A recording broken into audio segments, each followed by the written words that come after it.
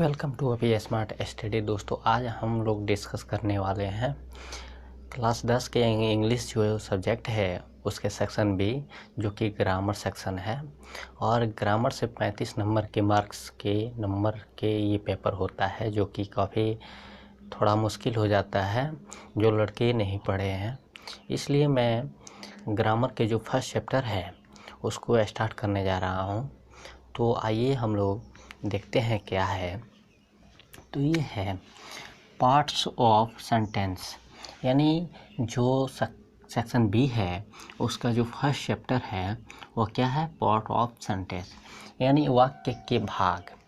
तो इसके पहले हम लोग पार्ट ऑफ स्पीच पढ़ चुके हैं पिछली कक्षाओं में, और इसमें हम लोग जानेंगे कि सेंटेंस जो होता है उसके कितने भाग होते हैं, यानी क्या क्या उसमें आते हैं। तो पार्ट ऑफ सेंटेंस में कोई भी सेंटेंस होता है उसमें हम देखें सब्जेक्ट होगा, वर्ब होगा, ऑब्जेक्ट होगा और अदर्स भी नाउन्स या प्रोनाउंस होते हैं। तो इसी को हम लोग एक नियम के तहत डिफाइन करेंगे और जानने की कोशिश करेंगे। तो सर्वप्रथम इसमें कुछ बेसिक चीज़ें हमें जानना अति आवश्यक है। जैसे कि हम लोग अंग्रेजी में अगर बेसिक से शुरू करें तो अंग्रेजी में जो लेटर होते हैं वह कितने होते हैं।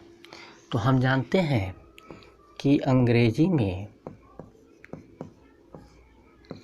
यानी इंग्लिश में जो लेटर होते हैं वे 26 अक्षर होते हैं। ये हम लोग पिछली कक्षाओं में पढ़ चुके हैं। वह कौन से होते हैं, तो ए से ए बी सी इसी प्रकार यानी जेड तक, ठीक है, ये हम लोग जानते हैं। और इन्हीं लेटर से में क्या होता है, इसको अगर हम लोग दो भागों में डिवाइड करते हैं तो लेटर, ठीक है, इसको हम लोग अगर दो भागों में डिवाइड करते हैं तो इसमें क्या होता है, जो पहला पार्ट होता है उसको हम लोग वावेल, और जो दूसरा पार्ट होता है उसको हम लोग कॉन्सोनेंट के नाम से जानते हैं। तो वावेल क्या होता है, हिंदी में इसको हम लोग स्वर कहते हैं और कॉन्सोनेंट को हम लोग व्यंजन कहते हैं। तो वावेल कौन कौन से होते हैं, तो हम लोग ए बी सी डी में यानी ए से जेड तक जितने भी लेटर होते हैं कितने होते हैं, तो 26। उनमें से जो 5 होते हैं वह वावेल होते हैं। वो कौन कौन से, तो एक तो ए, ई, आई, ओ और यू, ये 5 को हम लोग क्या कहते हैं, इसको हम लोग वावेल कहते हैं यानी स्वर कहते हैं। और जो बाकी बच जाते हैं यानी बी बचेगा, बी सी डी एफ, ऐसा ही जेड तक जो भी 21 लेटर बच जाते हैं उसको हम लोग क्या कहते हैं, तो कॉन्सोनेंट कहते हैं। ये सब हम लोग छोटे क्लासों से पढ़ते आ रहे हैं। तो अब इसके आगे इसी से हम लोग और कुछ बनाएंगे, यानी जैसे कि वर्ड, तो वर्ड क्या हो जाएगा, तो नेक्स्ट है यानी वर्ड, ठीक है, यानी शब्द। तो शब्द क्या होता है, तो अगर हम डेफिनेशन की बात करें तो अक्षरों का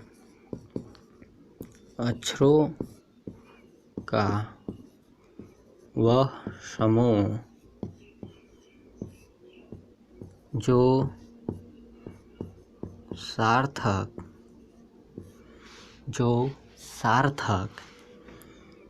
भाव देता हो उसे वर्ड यानी शब्द कहते हैं। ठीक है, जैसे अगर इंग्लिश में इसका डेफिनेशन लिखें तो ए ग्रुप ऑफ लेटर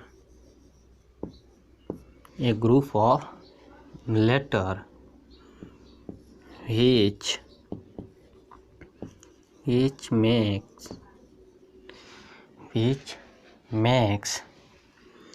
क्या, तो सार्थक अंश यानी complete sense is called word. ठीक है, तो ए ग्रुप ऑफ लेटर्स यानी अक्षरों का वह समूह जो मेक्स कंप्लीट सेंस, जो क्या देता है, एक पूर्ण सेंस देता हो, सार्थक सेंस देता हो, भाव देता हो, उसे हम लोग क्या कहते हैं, तो वर्ड कहते हैं। जैसे एग्जाम्पल लिया जाए तो एग्जाम्पल के तौर पे हम कोई नाम ले लें तो राम। ठीक है, फिर टेबल, चेयर, सन, राइज। ठीक है, etc,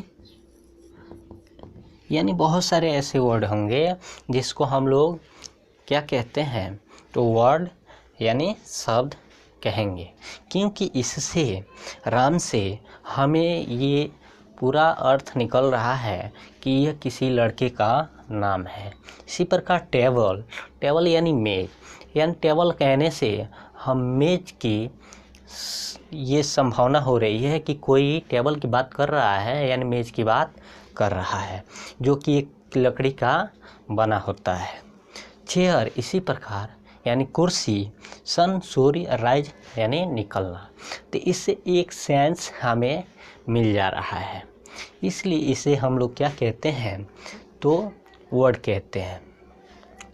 जैसे अगर हम इसी को अगर इधर उधर को अनटेंडम में लिखें, जैसे AMR, अगर यही लेटर है, ठीक है, और जैसे कि हमने राम लिखा है और AMR लिख दिया जाए तो इसका कोई सेंस नहीं निकलेगा। इसको हम लोग, ये भी क्या है, लेटर का समूह है, लेकिन इसको हम लोग वर्ड नहीं कहेंगे। ठीक है, तो इसका मतलब ये कि वर्ड जो होता है एक कंप्लीट सेंस जिस वर्ड से निकलता है उसी को हम लोग शब्द कहते हैं। ठीक है, ये समझ में आ गया। तो हमारा नेक्स्ट टॉपिक जो है वह है सेंटेंस यानी वाक्य, जो कि हमारा ये चैप्टर भी है, यानी इसी सेंटेंस के बारे में हम लोग जानेंगे। तो अब देखते हैं कि सेंटेंस क्या होता है। जैसे कि हम लोग वर्ड समझे, लेटर समझे, वैसा ही हम लोग सेंटेंस समझेंगे कि सेंटेंस क्या होता है। तो सेंटेंस, जैसे कि वर्ड को हम लोग अभी पढ़े कि क्या होता है, तो लेटर के समूह को हम लोग वर्ड कहते हैं, जो सार्थक सेंस देता हो। इसी प्रकार वह वर्डों के जो समूह होता है जो सार्थक भाव दे, उसको हम लोग क्या कहते हैं, तो उसको हम लोग सेंटेंस कहते हैं। यानी शब्दों का वह समूह, डेफिनेशन लिखें तो ये हो जाएगा शब्दों का वह समूह जो सार्थक भाव देता है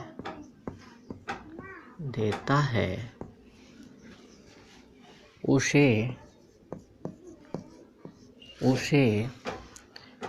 वाक्य यानी सेंटेंस कहते हैं। ठीक है,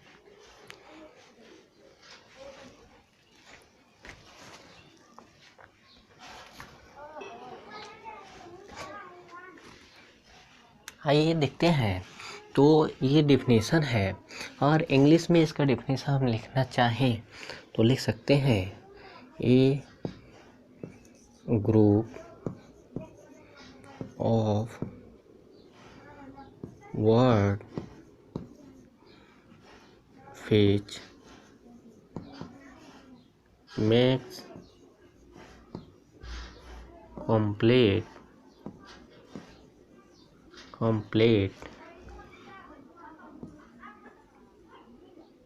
complete sense is called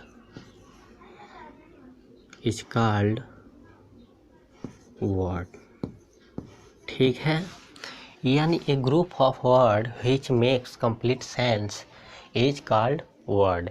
यानी क्या होता है कि वर्डों के यानी शब्दों के एक समूह जो क्या देता है, कंप्लीट सेंस यानी कंप्लीट भाव देता है, उसको हम लोग क्या कहते हैं, उसको हम लोग वर्ड कहते हैं।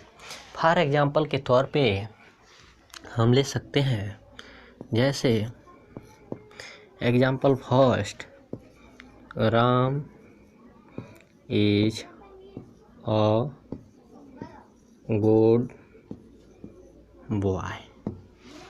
ठीक है, सेकेंड ले सकते हैं,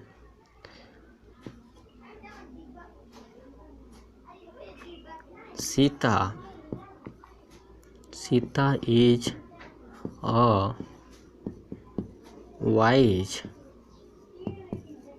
गर्ल। ठीक है, और जो थर्ड हम ले सकते हैं वह कुछ भी ले सकते हैं, are you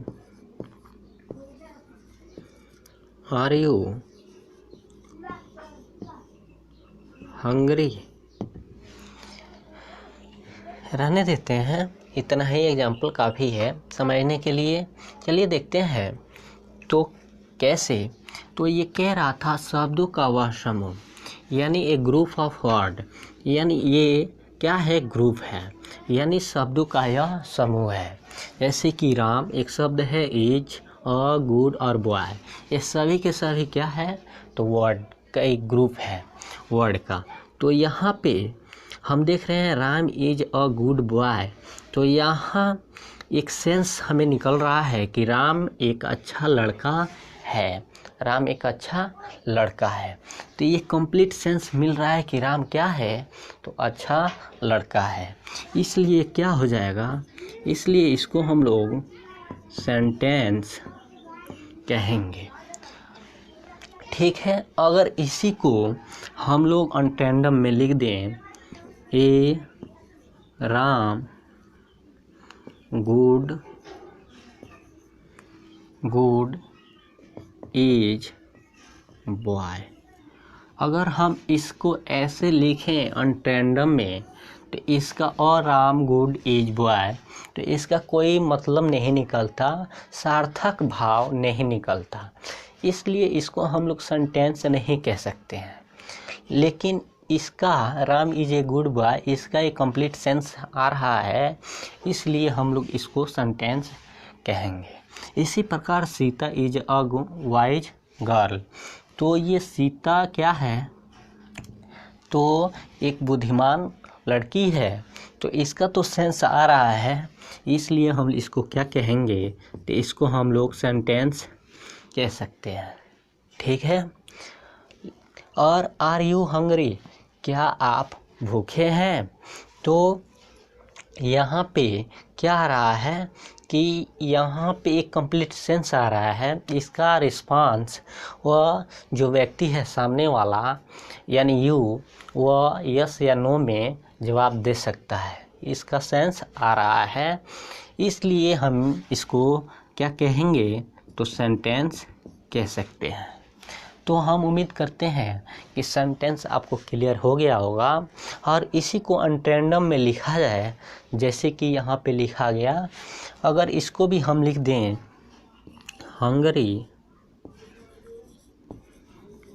Hungary are you, ठीक है, तो इसका कोई फिर भी कंप्लीट सेंस नहीं निकलेगा कि यानी भूखा है यू, तुम भूखा है तुम, ये क्या कोई कंप्लीट सेंस नहीं आ रहा है, इसलिए ये सेंटेंस नहीं होगा। हमारा अब नेक्स्ट है क्या, पार्ट्स ऑफ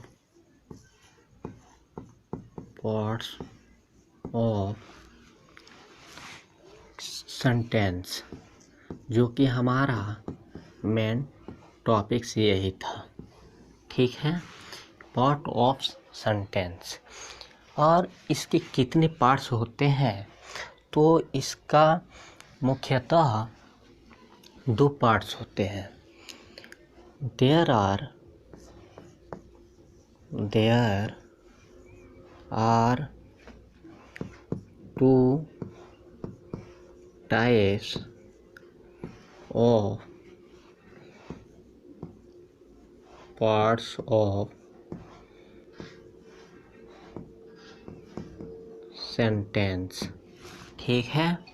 पहला क्या है, तो हमारा जो पहला है वह है सब्जेक्ट।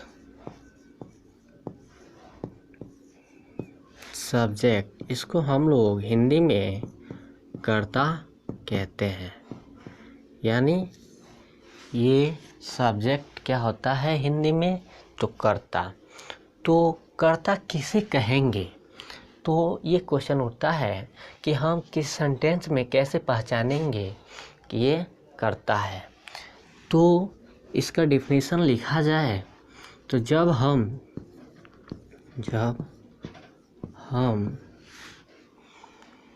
किसी सेंटेंस में, किसी वाक्य में किसी व्यक्ति या वस्तु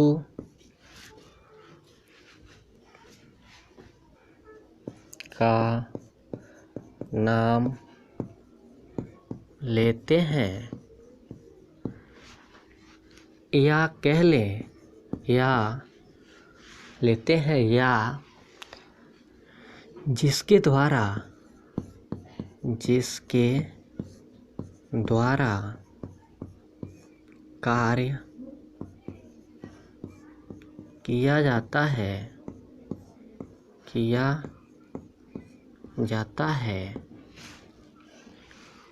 उसे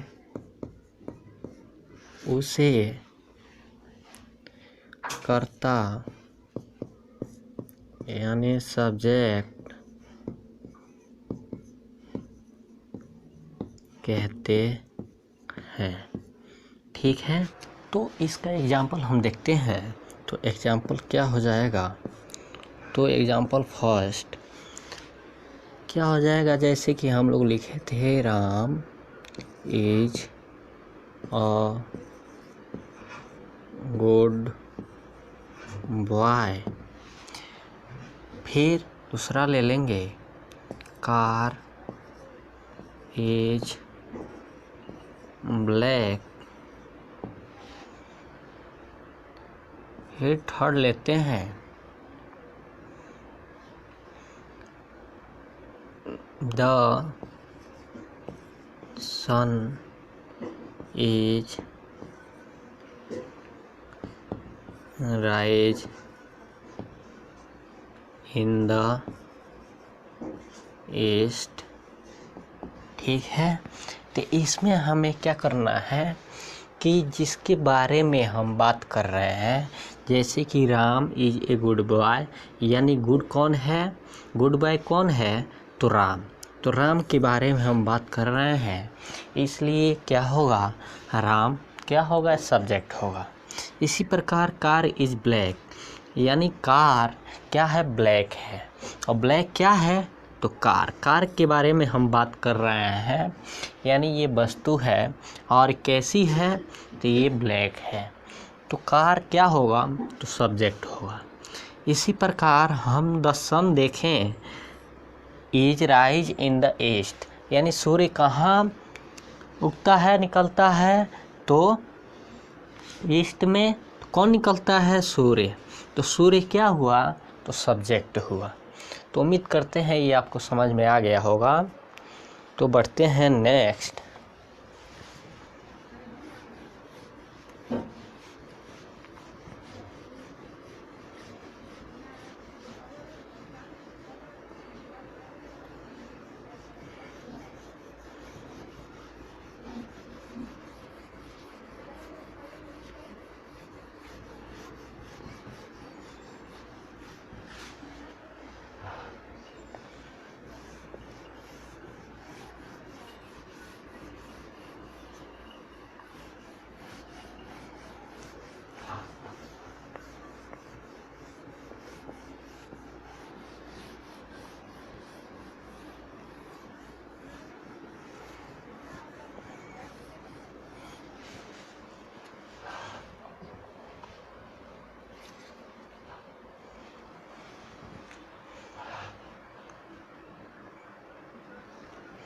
फिर हम दूसरा इसका देखते हैं।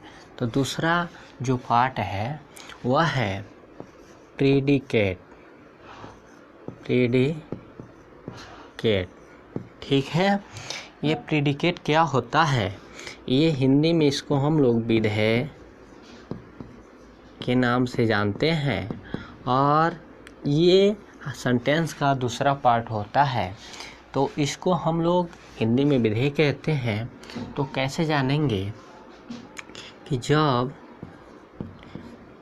जब हम किसी व्यक्ति या वस्तु के बारे में कुछ कहते हैं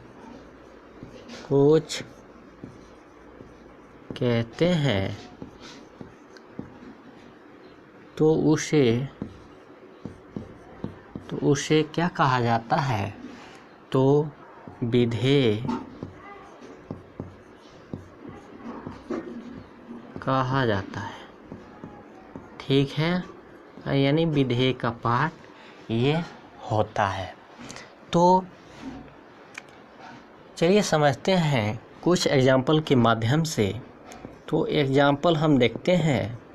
तो एग्जाम्पल नंबर जो फर्स्ट है, जैसे मोहन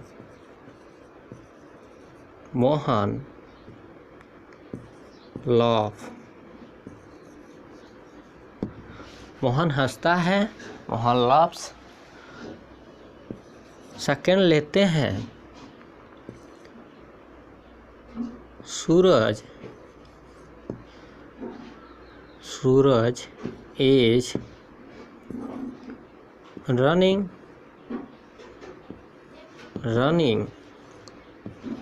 इन द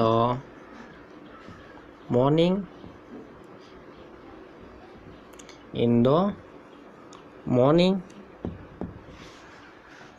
फिर अगर थर्ड लें, द कैट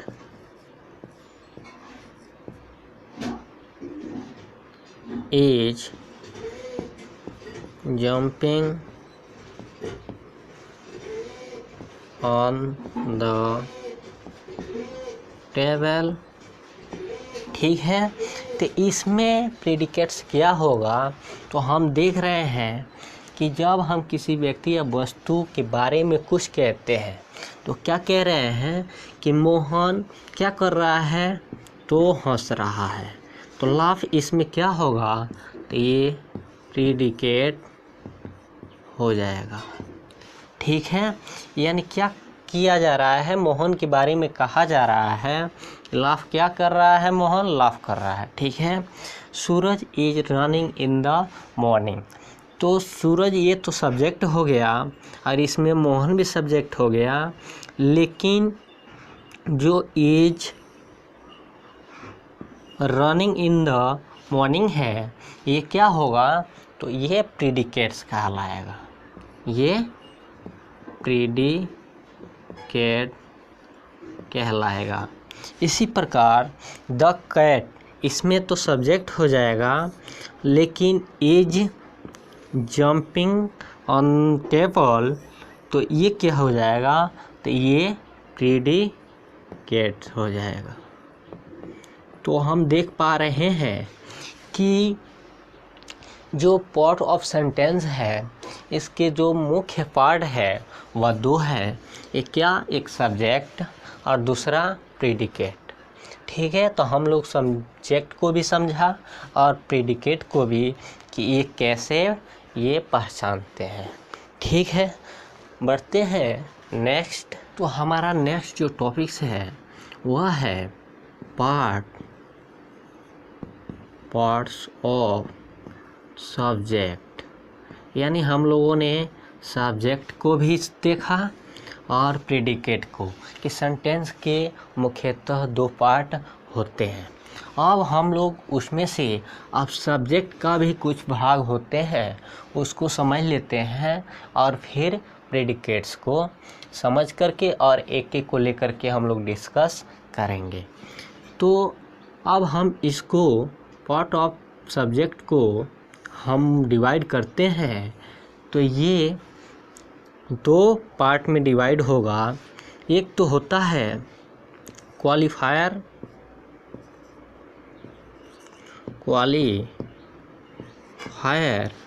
और दूसरा जो होता है इसको हम लोग मेन वर्ड या इसको हम लोग हेड वर्ड के नाम से जानते हैं। ठीक है, अब ये क्वालिफायर और दूसरा मेन वर्ड या हेड वर्ड, इसको हम लोग फिर से तीन भागों में डिवाइड करते हैं। और ये क्या होता है, तो आइए देखते हैं। तो जो फर्स्ट होता है डिटरमायर,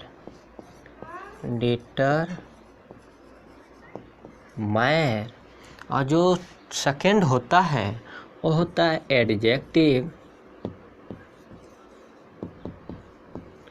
और जो थर्ड होता है वो होता है एडजेक्टिवल फ्रेज। ठीक है, यानी जो क्वालिफायर होता है उसमें डिटरमायर भी आता है, एडजेक्टिव भी आते हैं और एडजेक्टिव फ्रेज भी आते हैं। तो ये हम लोग समझ गए कि सब्जेक्ट के कितने पार्ट होते हैं। तो एक तो क्वालिफायर और दूसरा मेन वर्ड या जिसको हम लोग हेड वर्ड कहते हैं। और क्वालिफायर के तीन पार्ट इसके पहले भी प्रयुक्त होते हैं इसमें, उसको हम लोग डिटरमायर, एडजेक्टिव और एडजेक्टिव फ्रेज कहते हैं। तो इसी प्रकार अब प्रीडिकेट के कौन कौन से पार्ट होते हैं, तो आइए समझ लें। तो हमारा जो सेकंड होता है वह है पार्ट्स ऑफ प्रीडिकेट। ठीक है, और इसको कितने भागों में डिवाइड किया गया है, तो आइए देखते हैं। तो जो पहला है वो उसको हम लोग कहते हैं वर्ब, और जो उसके बाद आता है प्रेडिकेट्स में वो ऑब्जेक्ट आता है, वो ऑब्जेक्ट होता है। और तीसरा जो होता है वो तीसरा होता है कॉम्प्लीमेंट्स। ठीक है, अब इस ऑब्जेक्ट को भी दो पार्ट में डिवाइड किया जाता है, यानी दो पार्ट में आता है कभी कभी। तो पहला क्या होता है, तो ये होता है इनडायरेक्ट ऑब्जेक्ट, और जो सेकंड होता है वो होता है डायरेक्ट डायरेक्ट ऑब्जेक्ट। ठीक है, तो क्या मैंने समझा कि हम लोगों ने समझा कि पार्ट्स ऑफ प्रेडिकेट्स 3 टाइप के होता है, वर्ब, ऑब्जेक्ट और कॉम्प्लीमेंट आते हैं इसमें, और ऑब्जेक्ट में डायरेक्ट ऑब्जेक्ट भी आता है और कभी कभी डायरेक्ट ऑब्जेक्ट भी आते हैं। अब हम लोगों ने इसको डिवाइड करके सेंटेंस को देख लिया कि क्या देखा पार्ट ऑफ सेंटेंस में ये 2 प्रकार के होता है, एक तो सब्जेक्ट, एक प्रेडिकेट। फिर हम लोगों ने समझा कि पार्ट्स ऑफ सब्जेक्ट क्या होता है, और फिर हम लोगों ने समझा कि पार्ट्स ऑफ प्रेडिकेट्स क्या होते हैं। अब हम लोग इसके बाद एक एक करके हम लोग डिस्कस करेंगे और समझेंगे। तब तक के लिए धन्यवाद। वीडियो लाइक अवश्य करें और इसे अधिक से अधिक शेयर करें।